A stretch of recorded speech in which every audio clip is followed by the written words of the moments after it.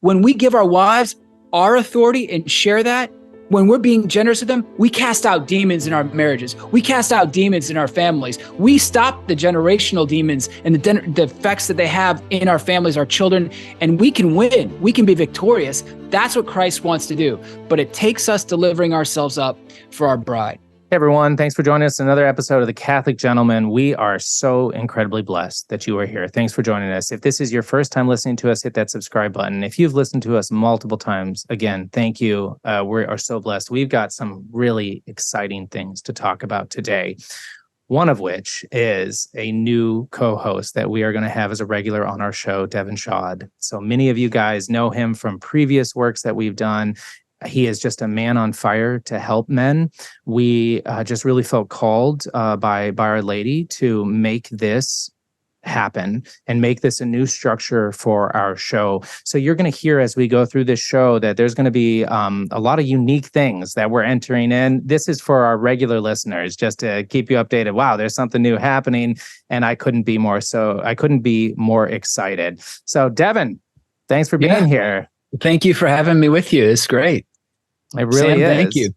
And so we are your hosts, as you know, John Heinen, Sam Guzman, and Devin. So everyone, if you love what we're providing here at The Catholic Gentleman and you want to help us support our mission and expand, head over to CatholicGentlemanPlus.com. One cool thing about this podcast that we're going to be doing is we're going to be doing a longer, extensive, or exclusive edition inside of Catholic Gentleman Plus every single week. So head over there. We've got a session called The Rule of Life that just came out this month, where we're talking about practical rule of lives. We've had one on prayer and work, one on prayer, and one on fasting this month only. If you sign up for the Catholic Gentleman Plus annual membership, which is $120 a year, we are going to send you this incredible rosary thanks to our friends at the Catholic Woodworkers. So we've got this Benedictine St. Michael rosary that's handmade here in America. We're going to put that in with the book of saint quotes that we put together, with the branded keychain, and with 15% off all of our store items for purchase. You can get that at all times. Head over to CatholicGentlemanPlus.com, click on it in the show notes, and it'll be there. So today, we want to talk about something very provocative: signs that your wife is not feeling loved. And I think to set the groundwork here, I think it's really important for us to dialogue about why this is so important, right? Why is this so important for married men? For those of us in marriage, for those of us counseling people in marriage, like priests or deacons, why is this so important? I will just tell you. Because our marriage to our wives is our vocation, is number one. And so in setting the stage here, I think it's really important. And I wanted to quickly turn to Ephesians 5, just to trigger some people there. And immediately you're going to be like, oh yeah, that's right. That's right. You know, Ephesians 5. Yeah. You know, wives be subject to your husband. But that's actually not the part of Ephesians 5 that I want to bring up. What I want to bring up is the call to love in Ephesians 5. And I want to talk about that. And I'm actually going to read through them here as something that you might not have realized, that in Ephesians 5, we are called as husbands to love our wives 3 different times. And the first one is, husbands, love your wives as Christ loved the church and gave himself up for her, right? We are called to love as Christ loved the church. We are called to love as a sacrificial love. The second time in Ephesians 5:28, he says, in the same way, households should love their wives. Husbands should love their wives as their own bodies.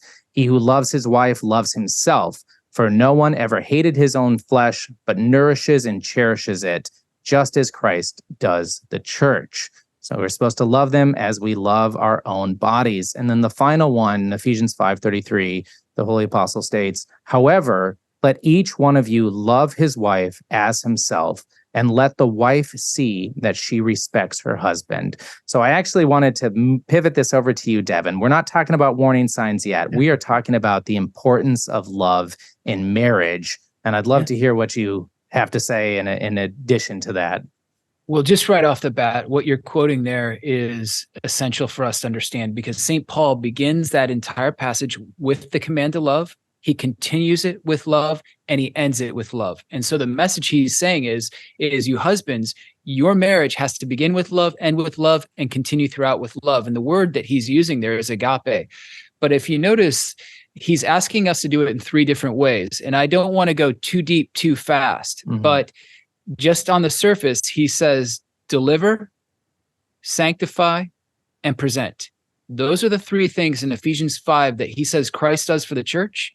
And he's calling husbands, that is how you agape love. And that agape love is that disinterested, that is no self-interest for the sake of the other, sacrificial love. So I'm laying down my life for the sake of the other. Now, what do we benefit from this? Because this is what, guys, we are not at agape level love yet, most of us. And so it's that quid quo pro, something for something kind of mentality, which I'm against.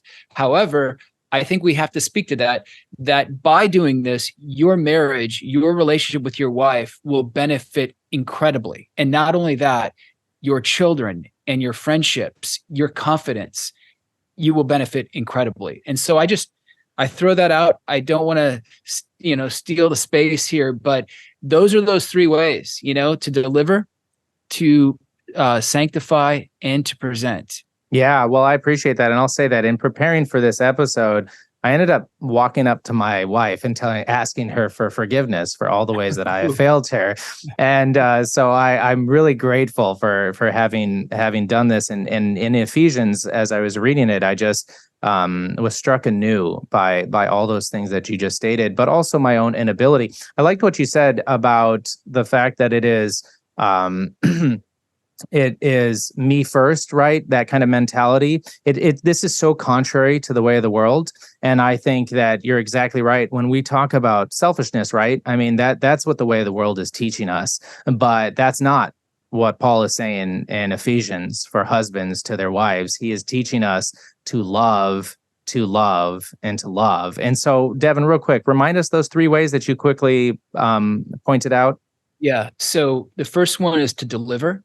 And there's a lot there because Paul uses a Greek word paradokin, which has great meaning for us. And we can get into that if you want in a minute. The other one is sanctify, which is hagios. It literally means to separate for a sacred call or duty.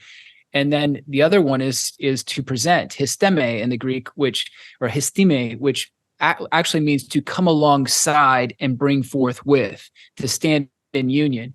And so there's a lot there too. So we could dive into those, but I think more importantly, what we really need to understand on a practical level is that this is a command from God to love, and therefore we are obligated by divine duty, our sacred summons to love. But there's a nuance to this, a very practical nuance to this. Women don't just want love.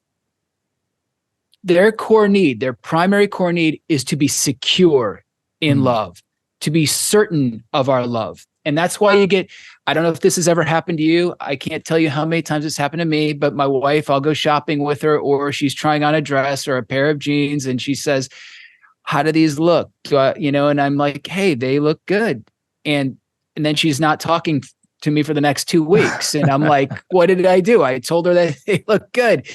And the point is she doesn't care about the jeans. She doesn't care about the dress. She doesn't even really ultimately care whether she looks good in either one of them. What she's wanting to know is, do I still have your love? Am I still secure in that? Can I have certainty that you still want me to be your loving bride, that you still desire me?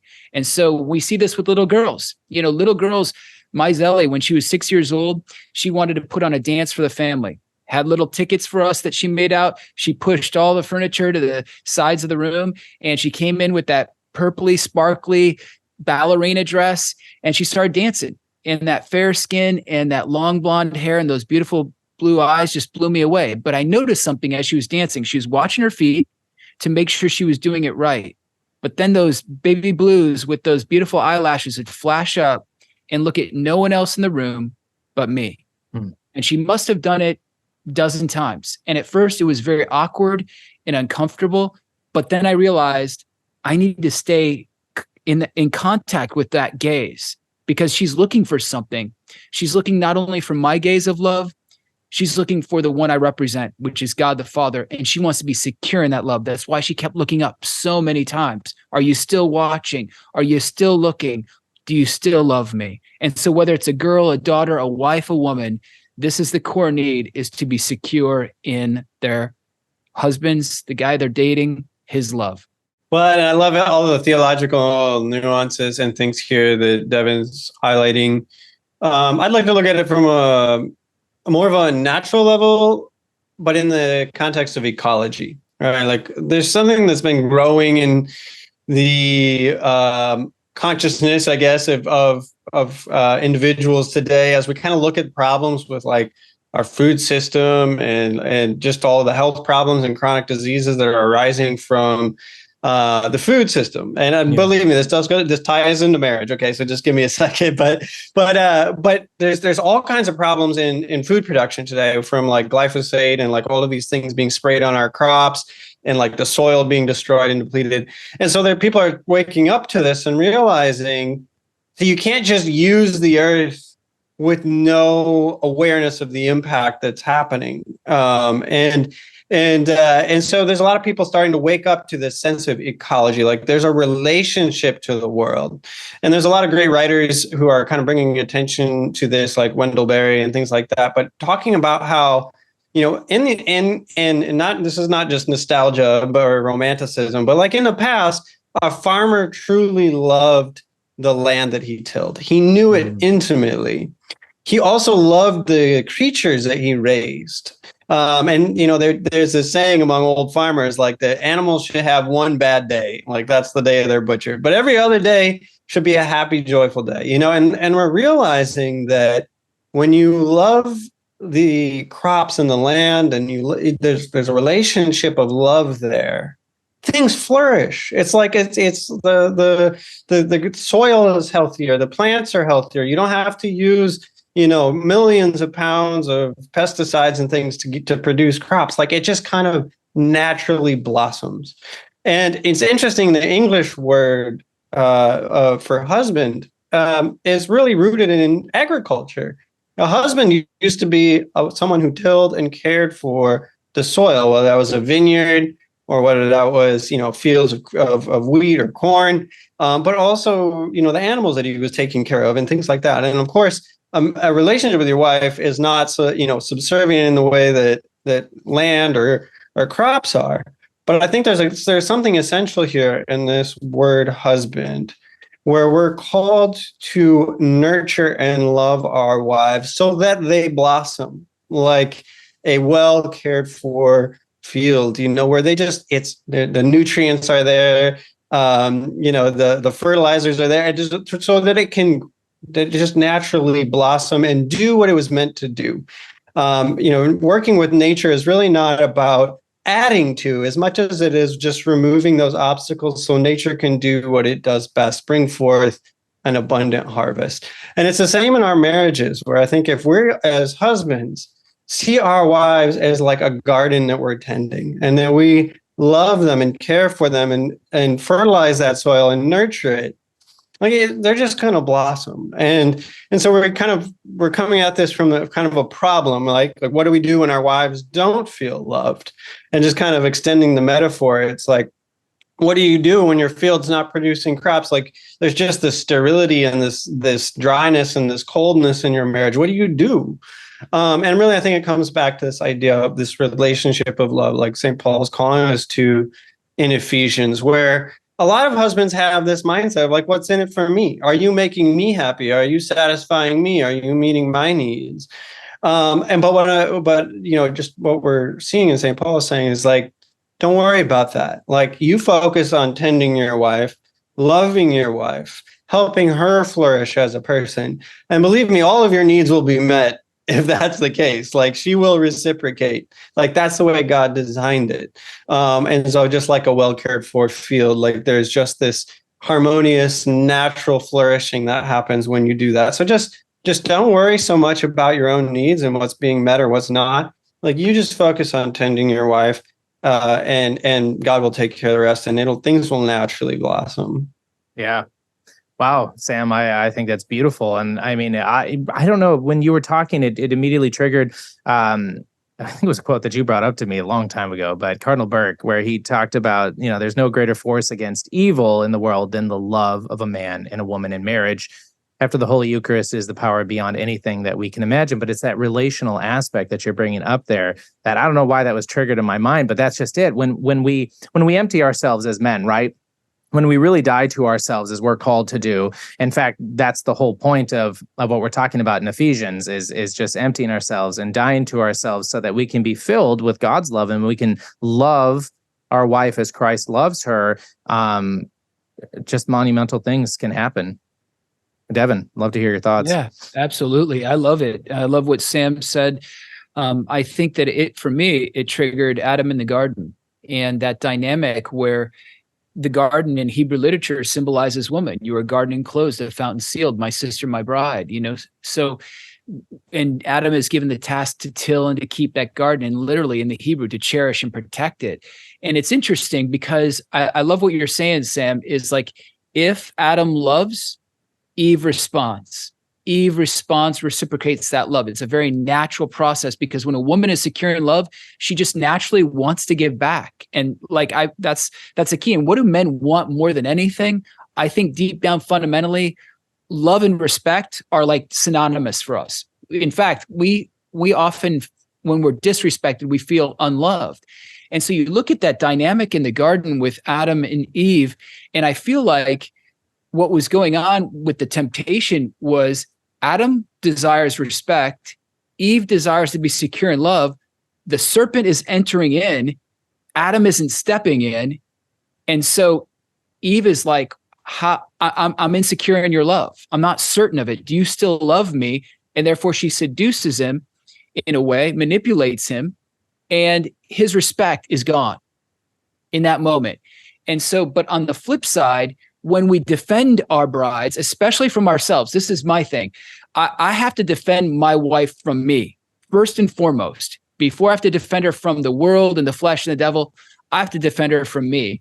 And by defending her and protecting her, she begins to respect me. By loving her, she wants to respect me. And it's just a very natural process, like you're saying, Sam. So I love it. And I believe we need to tend our gardens. We need to put love there, and the love will flourish. So I think it's a perfect opportunity here to shift to signs that your wife is not feeling loved, because we've already discussed how important it is to love your wife, but also how important it is to be able to present, her and be able to be aware of her physical, emotional, and spiritual needs and where these things aren't being met. And so that's actually one of the primary reasons why we brought Devin on, is because he has years more experience than us. So he's able to see these warning signs because I better failed. than us. No, not at all. But I actually do want to pivot, jokes aside. I want to move ahead. But yeah, warning signs, right? Like that's kind of what we were talking about.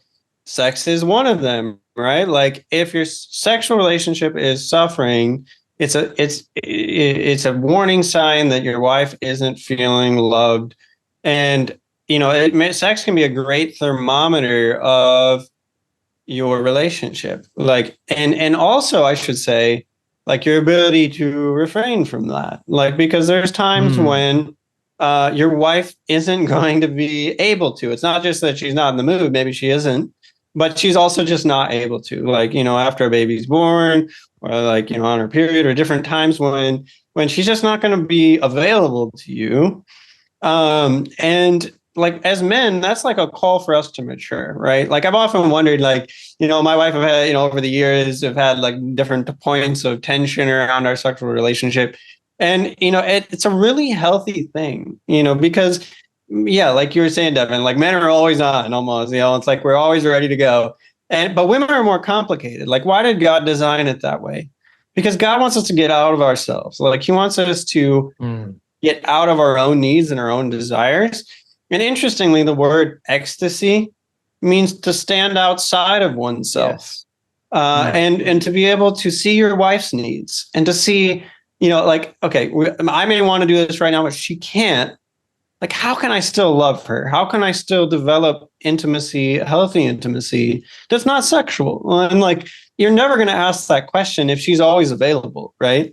If she's always ready to go as you are, like that's not going to happen. And so like that friction, is that tension that if we embrace it in a healthy and mature way can lead to inner development in us, and we can learn to love better, love deeper, and love in different ways. Where it's like, if we just get what we want every time, sure, that'd be like fun, right? But at the same time, we'd never grow. And we'd never deepen and mature and learn to harness our own passions, and channel them in a way that's actually conducive to our wife's flourishing. And so I want to mention this just real quick, is that I see a lot of guys who use the word, the church's teaching on being open to life as a kind of a mandate that like she always has to be available to me. She can never say no. And I think that's tragic because it can do a lot of harm to women. Like women feel like they have no autonomy, like they have no say in the matter, like they just have to say yes to their husband, whatever.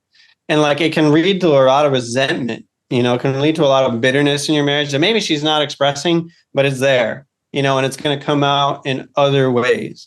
And when the church says that marriage is a remedy for concupiscence, the church does not mean that marriage is an outlet for concupiscence. Yes, exactly. It's a remedy for healing, not an outlet for unlimited pleasure. Like that's not what the church is teaching. Well, and I think that's spot on, because if we're talking about a woman's core need being secure in her husband's love, being certain of his love, the one thing that really undoes that makes her feel least secure, if you will, is when he is lusting after her and using her, or hammering on her in a sense, being belligerent or nagging at her to try to get that from her. And this is the danger of it, is like, I was talking to somebody the other day, and this couple was going to go on a trip, and the husband didn't really want to go. It was a business trip she was on, and she was like begging him to go, and she said, "What could I do to make this more enjoyable for you?" And he I don't know. And then he came back and said, "Well, sex, and she was indignant about it. And why? Because sex is seen as a thing on the table, like this thing between us, and I'll do this and you give me that. It's an object rather than what I'd love is you. I want you. I desire you. And that's what we're missing with the whole idea of objectification. Like you're talking about the remedy for concupiscence. I can speak to this from my own life, is that if my wife, after our third daughter, Anna Marie, if she didn't go through the OB told her she could not get pregnant for at least a year. That year turned into a year and a half, 2 years, almost 3 years. And I was dying. And I thought that it was basically, our marriage was crumbling. It was almost over on this issue alone. But what happened though, what transpired was it taught me to be a man. It taught me to love disinterestedly. And this is the interesting thing about it. The very thing that every man wants at the core of his being is to be respected. My wife didn't really respect me before because I lusted after her. But then when I learned to conquer my lust through the grace of God, Our Lady who crushes a serpent, that was when she began to respect me and then want to reciprocate love, intimacy, vocationally and sexually to me. And that's when the marriage began to flourish. But it took the man, and this is why men are different than women. In our bodies, like Pope John Paul II says in his Theology of the Body, the body expresses the inner ontological reality of the person, the essence of the person. A man's body demonstrates that he's called to go forth from himself, to initiate, if you will. And so a man is called to initiate spiritually and practically in his body the pace of self-giving love. So he's got to go first. I had to go first. I had to say, I'm going to overcome lust by God's grace, and I'm going to love my wife rightly. Whether she responds or not, I'm doing that. And that's when things shifted, because I set the pace of self-giving love, and she wanted to follow that pace. Hello, gentlemen. Sam Guzman here. As many of you know, I've spent the last 4 years on a journey to become a psychotherapist. Why? Well, there's a huge mental health crisis in the world today, fueled by many of the conditions and pressures of the modern world. Men especially are suffering with suicide rates among men soaring and rates of depression, anxiety, anger, addictions, and relational problems reaching unprecedented rates. It'd be naive to think that Catholic men are invulnerable to these things. Many Catholic men struggle with these issues and others, and I've received many messages from readers and listeners to the Catholic Gentleman confirming this fact. Yet sadly, research shows that less than half of men will ever reach out for help. 4 years ago, I felt a call from God to launch out and help in a more concrete way. And I began the journey to become a psychotherapist, enrolling in Divine Mercy University in their clinical mental health counseling program. I graduated around 2 years ago and spent the last year and a half working full-time in psychotherapy.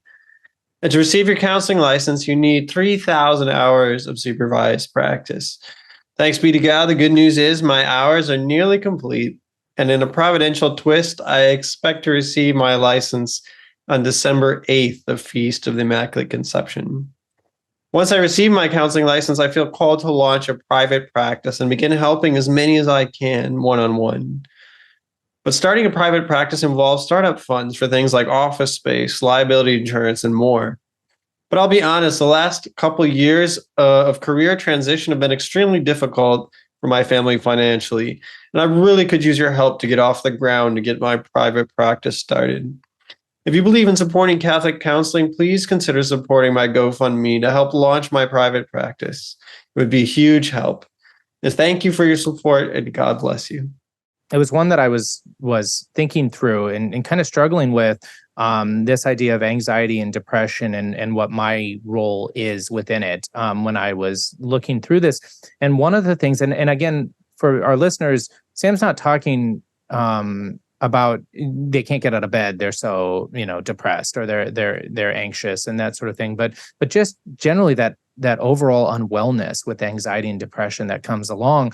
And I was reflecting on that within my own marriage, and it was because of my inability to protect my wife emotionally and spiritually. And I think I just wanted to just dive in there and bring up my own failing. I was told by a priest early on in our marriage that I am called to not only protect her physically, which I thought, yeah, I can do that, we're good to go, but also emotionally and spiritually. And men who are listening, this has been an ongoing battle of mine for 13 years of marriage, and I haven't won this battle yet. I still want to complain to my wife about the struggles that I've dealt with in my day. And what was was it a Greek word, Sam, that you used for how women experience emotions? What was that word? Yeah. And I know that, and I knew that in the first year of our marriage, but it's still, I just think, oh, maybe if I phrase it like this, she's going to it's not going to affect her in that way, but it never happens. And when I can wake up the next morning or by that evening have forgotten about it, it's something that is just building on top of her, and she'll go 3 or 4 days still thinking about it. And then if you imagine in those 3 or 4 days, I've complained again, at least another time, it just creates this compounded effect on her. And my wife and I actually had to have a heart-to-heart where she just said, I can't hear anything about your day job. I can't hear anything about your work, John, because it takes up my emotional piece. And praise be to God that she was mindful of this and reminded. And she goes, it's become my gossip column, and that I'm struggling. I'm using creative energy on something that I can't solve. And it was humbling for me to hear this, but it was something I needed to hear as a reminder. And so I just really wanted to add to that if your wife is experiencing constant malaise, constant anxiety and depression, if you will, are you not protecting her from the things of this world that are not just physical in nature, but maybe toxic and emotional? And I'd like to return back to what you were saying about protecting your wife from yourself, and that idea of bringing that work home and that complaining or grumbling or whatever it was you described. This is huge. And I think that if men can understand this, it will change their marriage if they can rectify it. And so what I mean by this is that you said it, I think you zoomed right past it, and I think our listeners could really miss it. But the woman cannot solve her husband's problems. Yet she desires to solve her husband's problems because she loves him. So this is what happens. A woman embodies the stress of her husband. And you see this, and this is no offense, but you see it in weight gain, fertility issues, depression, as you're saying, anxiety, and the like. And as one prominent Catholic woman said, that when women their greatest stressor in life is when they're not secure in love. And when do they feel very insecure? When their husband is struggling. And then when their husband relates that struggling to them ongoing. And so here's a great way to visualize this is you look at Mary and Jesus, the bride and the bridegroom at the foot of the cross. Men, we wear our stress in our bodies. It doesn't mean we don't internalize it, but we will go beat a punching bag. We will go pump iron. We will put a fist through the wall. We will go out into the woods and yell, whatever. We will do that. A woman, though, even if she is verbal, she tends to internalize stress. And you look at Jesus. Jesus literally wore the stress of the ignominious crucifixion and death in his flesh. He was pierced through. His flesh is dangling like rags from his bones. He is literally wearing the stress. The sword pierces his side. And then you have Mary. And what does it say about her? A sword of sorrow pierces her heart, her soul, her interior being. Why? Because she's watching the man of her life, the love of her life, properly speaking, dying before her eyes. Her God, her love is dying, and she would love to fix it, but she knows she can't. And so she embodies all of that stress and that sort of sorrow pierced heart. This, by the way, is the greatest love story ever. And this is what happens in marriage. However, we have to do whatever we can to shield our wives from unnecessary stress so that they can flourish and feel secure in love so that they feel protected by us. We may be indignant or internally resentful because we feel like our wives aren't taking care of themselves, or they're gaining weight, or, whatever, their physical attributes aren't what they used to be. However, just remember, she's embodying your stress as well. And it's not completely your fault, but it's a big part of that. And so I find in a lot of guys' circles, there's this, why doesn't she just look like she did when we got married? She let herself go. Why doesn't she take care of herself? Well, you got to shield her, you got to help her. You got to love her as your own body. That's the call, to make her secure in that love. That's why St. Paul says it 3 times. And I think this is very interesting. When we talk about delivering ourselves over for our wives, that Greek word for deliver is paradokein. And paradokein is the word that Jesus uses when he speaks of you fathers who want to give your sons good things. How much more does your Father in heaven want to paradokein give to you? So there's this generosity, this outpouring of generosity. It's this lavishness. And then you have it where Jesus, he gave his disciples paradokein, authority to cast out demons. So it's an authority over evil. It's generosity. And so when we men, we can deliver ourselves for our wives by being generous with our time. Like you're saying, give her that time out with friends. Give her that time at night where it's exclusive to her. She's not a problem you're fixing. You're listening to her. You're hanging on every word. You're making eye contact. You're not tuning her out when she's talking about her emotional, biological, spiritual, familial problems, but you're listening and you're taking it in and you're loving her through that. That can be healing. That is paradokein. That is delivering your authority over and sharing it over. And that's what casts out demons. When Jesus paradokein gives authority to cast out demons, this is huge, because when we give our wives our authority and share that, when we're being generous with them, we cast out demons in our marriages. We cast out demons in our families. We stop the generational demons and the effects that they have in our families, our children, and we can win. We can be victorious. That's what Christ wants to do. But it takes us delivering ourselves up for our bride. Wow, man, that was incredible. I am overwhelmed with thoughts on warning signs and things that I've missed in my own marriage. And I'm just so grateful for this dialogue. And our listeners, we know that we went through a lot. And as Devin mentioned, I kind of flew past one of them that was incredibly important, probably an episode in and of itself. And so we're going to put up a wrap up right here of all those warning signs we discussed, plus a couple more. You can click on it in the show notes and you can access it there. We're excited to provide that with you. So a new thing that we're doing here on the Catholic Gentleman podcast is we are asking for listeners to send us their audio recorded questions that we can answer live on air during these podcasts. And so if you have one, a burning question, send it to podcast@catholicgentleman.com. Just go ahead and send an email to podcast@catholicgentleman.com. Attach your question, your audio question, and it's possible that we will play it live here on the show, and then we will dialogue about it. And so we do have one of those questions from a listener named Billy, and I am going to play it now for us to all listen to, and then we will respond. Hey gentlemen, thank you for taking my question. One of my biggest struggles is being present with my family. I have a wife and 2 young children.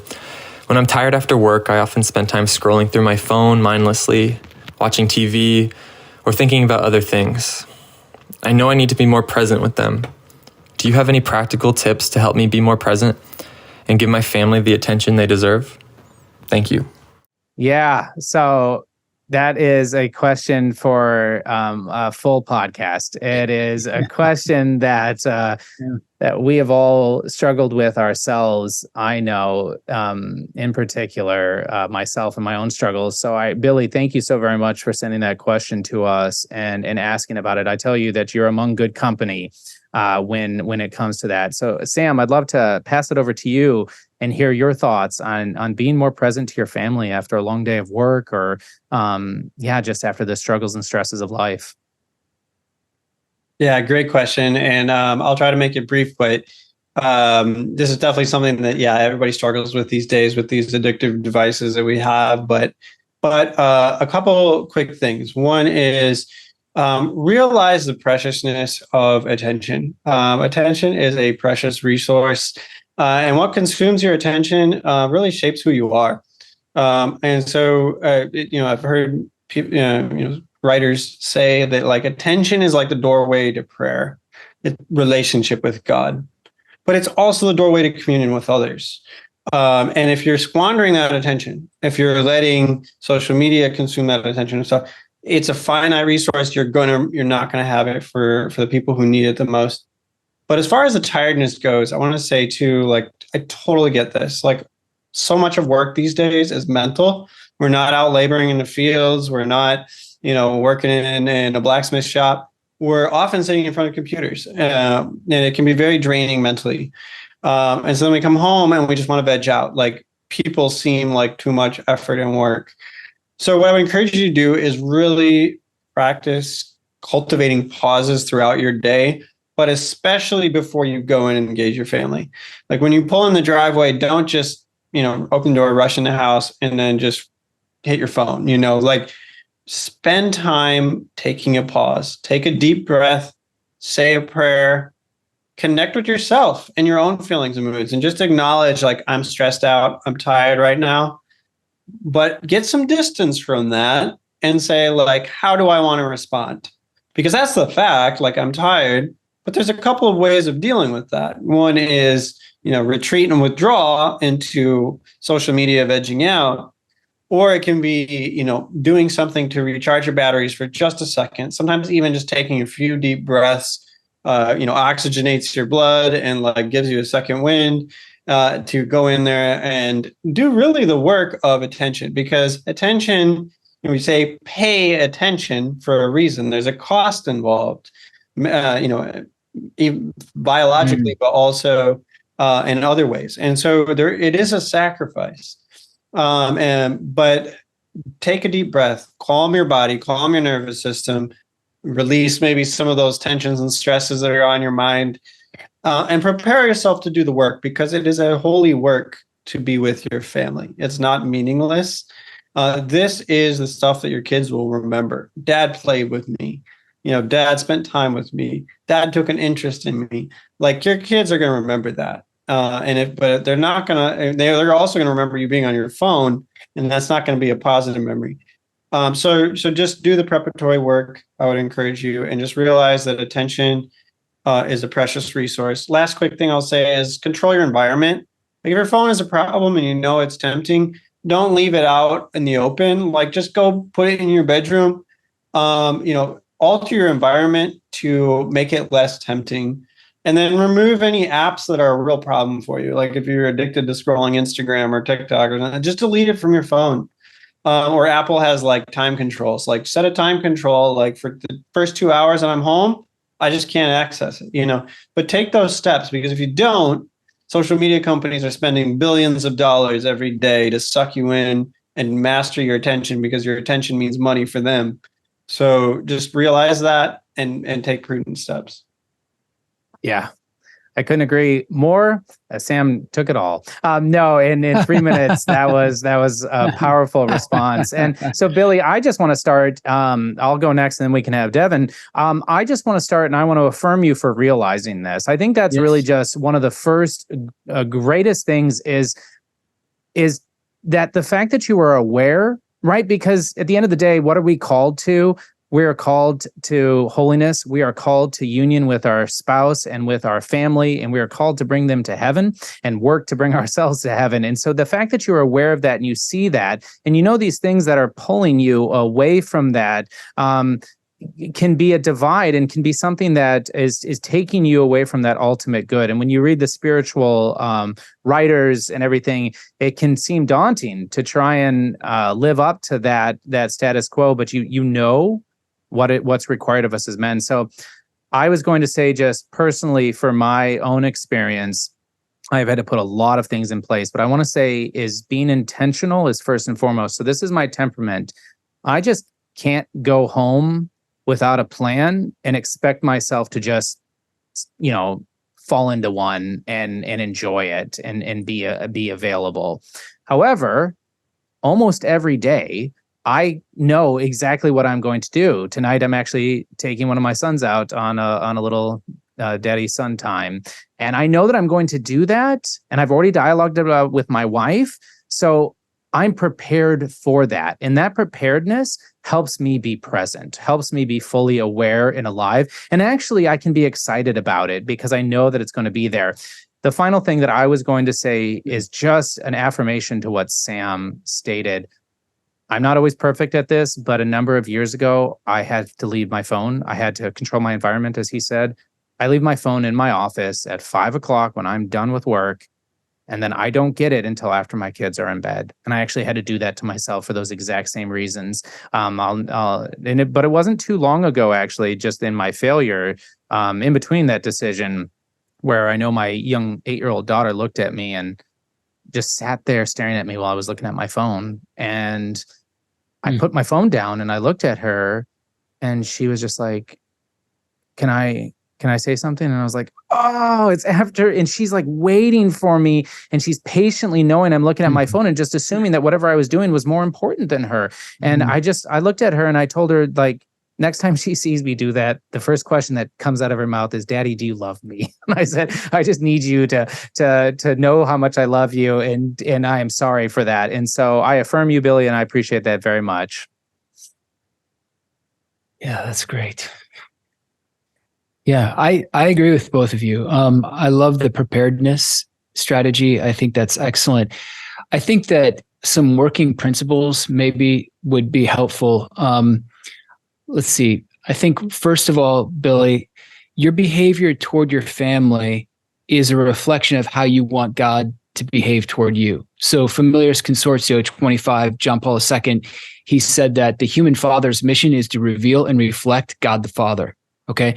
So when whatever we're reflecting, that's principle number one, is how we want God to speak to us, but also that's how we want to speak to our children. So I think we need to establish that, but I call it the aerator principle.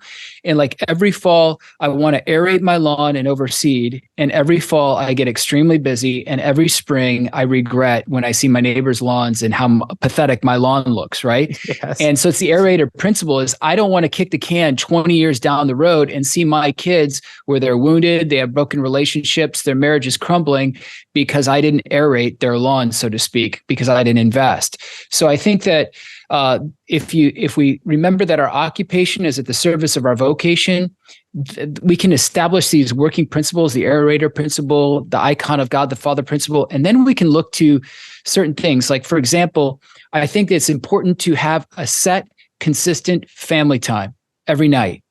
whatever, or you choose the nights. And then second is to establish that evening routine. And the third thing is to learn how to have social skills, So stop, look, listen, engage. I can't tell you how often my kids are around trying to get my attention and I'm busy doing something and they want to see my eyeballs. They want me to stop. They want me to treat them as though I love them, as I'm giving the gaze of God the Father.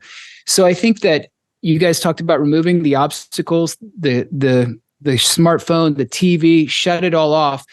But I think that if you establish your consistent family time, you have your consistent family routine, which mine basically consists of dinner time, and I lead in prayer and we thank God. It's more than just bless us, O Lord, and these, I guess, although that's great, but we go beyond that in thanksgiving and praise of our God.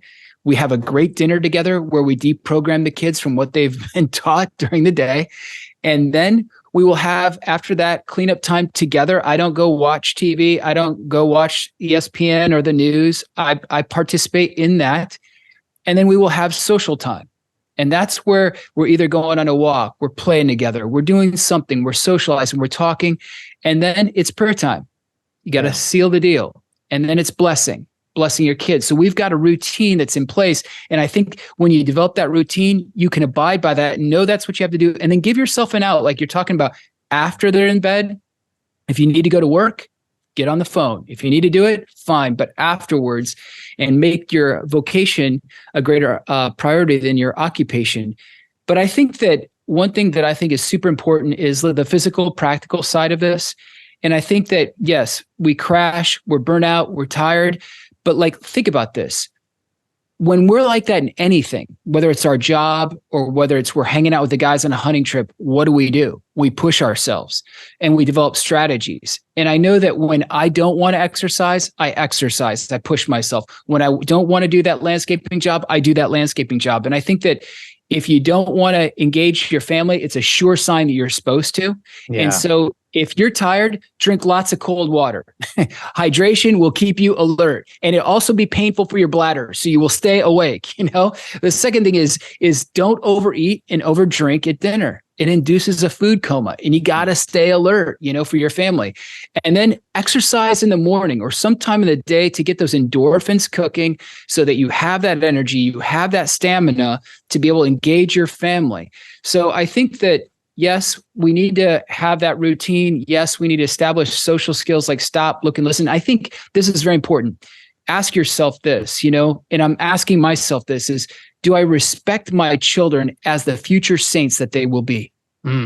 Or do I look at them as that's just a little kid or a child that I don't have to deal with right now? And the word respect in the Latin is literally means to see again or to regard, specere, which means to look. So we need to look at them and engage them and listen and respond and create a conversation.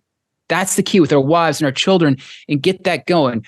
And if you feel like you're going to check out and you're too tired, then get outside and do an activity. But I'm just going to tell you this. You do this night after night, year after year. You establish your routine. Your family will be some of the best companions in your life, and you will create them to be saints that will change this world. I think it all happens in that nighttime routine. Amen. Wow.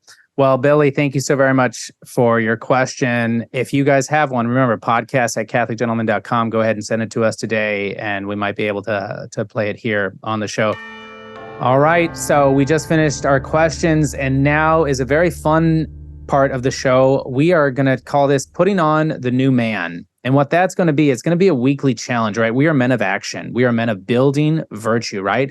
We're not just sitting on a couch hoping that these things are going to get better.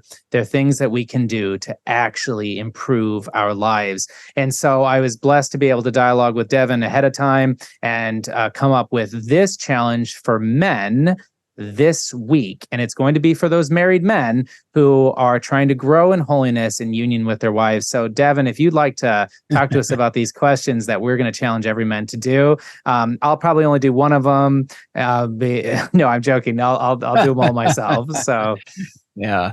Well, first of all, we're operating under the principle that we shared in the podcast, which is basically communication leads to communion. And if you or I are just assuming what our wife needs or wants, and again, if we're assuming that we're actually meeting that need for her to be secure in love, we're going to miss this. And so this is a very difficult and challenging thing for us men to do. But I think the first thing is we're going to ask our wives 4 questions, but get ready. And I'm going to talk about what we're going to do after we ask these questions. Okay. So the first one is ask her, do you know that I love you? And I think most of the time our wives are going to give us the pass. They're going to say, and we're going to go, great, done with the questions. I'm moving on. Mm-hmm. And no, second question is a follow-up, but do you feel it? And that's going to cause her to think a little bit. And what underneath that question, what's really going on, she's going to process that. Am I experiencing your love? So then after that, follow up with the third question, which really is going to get to the difficulty of the situation where you can find resolution and resolve. And it is there anything I can do or that I shouldn't do? Is there anything I can do that could cause you to be more secure in my love? Or is there anything I'm doing that's causing you insecurity in my love? Are you unsure about my love? What am I doing that's causing that? And then lastly, what can I do to help you know and trust and be confident and certain in my love? Okay. So what can I do that will help you know and trust and be certain in my love? Okay. So let's review those questions again. I love you. Do you feel it? Is there anything I can do, shouldn't do, that causes security or insecurity or causes you to be unsure about my love? And what can I do that will help you to know, trust, and feel and be confident and certain in my love? Now, here's the deal. How we respond is essential. It's not enough just to ask these questions, because what is going to happen inevitably is she's going to bring up things that you do not want to hear. Yeah. And so the first thing is do not blame. Just sit back and listen, because if you listen to her heart, you will learn about her and you'll learn about yourself. So sit back, listen, process it. Second step, after you've listened and you're learning, take it to prayer. Yeah. Think about it, ruminate over it, but whatever you do, do not react.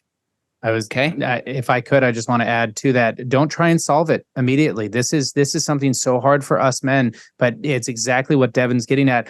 The moment you hear these things, first off, if you start trying to solve it right there, she's going to feel attacked. If you actually do start trying to counteract what she's telling you, remember, we are a humble man. We are a new man. And that's what we're trying to do in this situation. Right. If you start attacking or if you try to solve it quickly, she's never going to want to have this conversation with you again. And so I think that is so incredibly important. And I appreciate you letting me jump in there.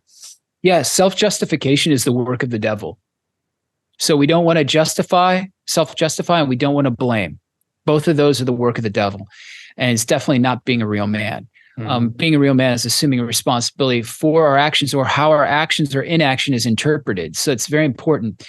But so after we've thought about process and pray about it and ask God, well, what do you think of this? God's probably going to reinforce what she said at some level, okay?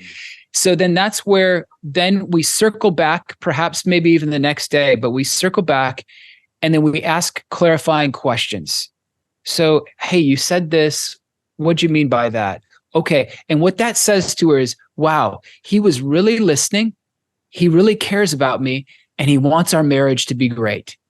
And then afterwards, this is very important. Make your plan, but do not tell her your plan. Do not reveal your plan to her.